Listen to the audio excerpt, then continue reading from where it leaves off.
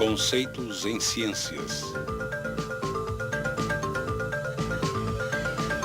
Eletromagnetismo. Indução eletromagnética.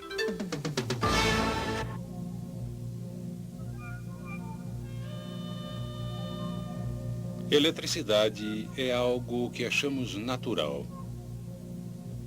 Todos sabemos o que fazer com ela. Ligar isto, aquilo. Somos muito bons nisto. É necessária uma falta de energia para percebermos como ficamos desamparados sem ela. Os princípios básicos que levaram ao desenvolvimento de geradores elétricos começaram com a descoberta por Hans Christian Ørsted em 1819 de que resulta um campo magnético sempre que existe um movimento de cargas através de um condutor. 10 anos mais tarde, em 1830, a possibilidade de um campo magnético poder gerar uma corrente em um condutor se tornou realidade.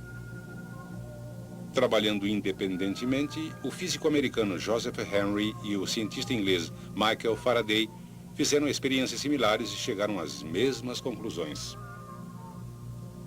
Como Faraday publicou seus resultados primeiro, recebeu o crédito pela descoberta do efeito que hoje chamamos de indução eletromagnética. A experiência de Faraday envolve um anel de ferro e 2 bobinas de fio isolado. A bobina primária é conectada a uma bateria e a bobina secundária a um galvanômetro. Um galvanômetro indica um fluxo de corrente diminuto através de um condutor, com seu ponteiro indicando também o sentido do fluxo de corrente. Faraday observou que no instante em que a bobina primária era conectada à bateria, o galvanômetro indicava um pequeno impulso de corrente na bobina secundária. Mas, para sua surpresa, o ponteiro logo voltava a zero, indicando que tinha parado todo o fluxo de corrente. Porém, quando a bobina primária era desconectada, uma corrente era de novo gerada brevemente na bobina secundária, só que desta vez ela era no sentido oposto. A mudança da corrente na bobina primária, de alguma maneira, induzia uma corrente na bobina secundária. Faraday reconheceu que, ao conectar a bobina primária à bateria, um campo magnético se forma no interior do anel de ferro. Quando o campo aumenta dentro do anel, ele induz uma corrente que flui através da bobina secundária.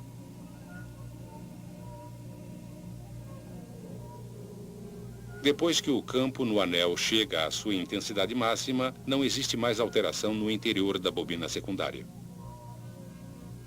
O resultado é que não existe mais corrente na bobina secundária. Quando desconectamos a bobina primária,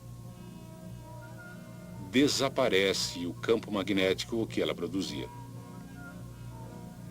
Quando o campo no anel desaparece, ele novamente induz uma corrente na bobina secundária, agora no sentido oposto.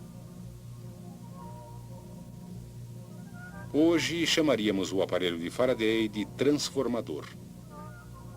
Continuando suas experiências, ele verificou que chegava aos mesmos resultados usando um ímã em forma de barra em vez da bobina primária e do aparelho de anel. Podemos indicar uma das conclusões mais importantes das experiências de Faraday da seguinte maneira: enquanto o campo magnético do interior da bobina estiver variando, será induzida uma corrente nessa bobina. Em 1832, este princípio foi usado pelo francês Hippolyte Pixii para desenvolver o primeiro gerador elétrico. Embora fosse claro que a corrente induzida fluía em sentidos diferentes, dependendo de o campo magnético estar crescendo ou diminuindo, o mistério era por que isso acontecia. 2 anos mais tarde, o físico alemão Heinrich Lenz deu a resposta. Ele percebeu que a corrente induzida gerava seu próprio campo magnético. Ainda mais importante, Lenz descobriu que o campo magnético induzido é sempre oposto à variação do campo magnético externo que o causou em primeiro lugar. Um polo sul na extremidade próxima da bobina é induzido quando o polo sul do ímã, em forma de barras, se aproxima da bobina, opondo-se ao movimento desse ímã à frente.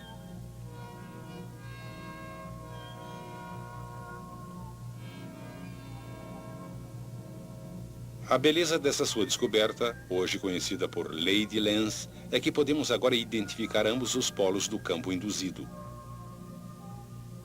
E podemos aplicar a regra da mão esquerda a bobinas para determinar o sentido da corrente induzida. Lembre-se que o polegar aponta o polo norte e os dedos apontam o sentido do fluxo de corrente. Depois que o ímã em forma de barra para de se mover, o campo não varia mais. Assim, não haverá corrente induzida e, portanto, nenhum campo magnético. Em outras palavras, tudo na bobina para. Agora, vamos supor que começamos a afastar o ímã em forma de barra. Novamente flui uma corrente e é induzido um campo magnético que se opõe ao movimento, agora estabelecendo o polo norte na extremidade próxima da bobina. A regra da mão esquerda para bobinas mostra que a corrente flui no outro sentido. Hoje em dia, os princípios de Faraday e Lenz são aplicados na geração de eletricidade. A pressão da água ou do vapor é usada para girar uma turbina conectada a um gerador. Em sua forma mais simples, um gerador é uma armadura, consistindo de uma bobina de fio ao redor de um núcleo de ferro que gira no interior de um campo magnético. O movimento da armadura através do campo magnético induz uma corrente na bobina. De acordo com Lenz, a corrente induzida produzirá um campo magnético na armadura com seus próprios polos norte e sul.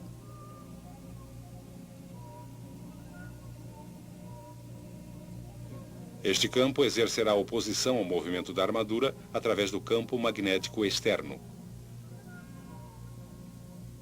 Daqui até ali, essa extremidade da armadura será o polo norte. Assim, no topo, quando a armadura gira, essa atração se opõe ao movimento, afastando-se do polo sul, e essa repulsão se opõe ao movimento, aproximando-se do polo norte. Quando a armadura gira passando pelos polos externos, a corrente induzida e o campo magnético se invertem, opondo-se ao movimento através da segunda metade da rotação.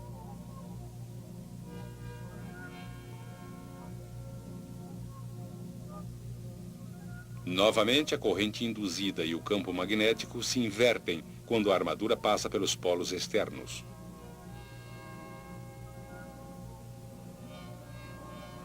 Como o sentido da corrente se inverte a cada meia rotação, o movimento de cargas resultante é chamado de corrente alternada. E o princípio da indução eletromagnética é usado nos enormes geradores elétricos que fornecem a corrente alternada de que tanto precisamos.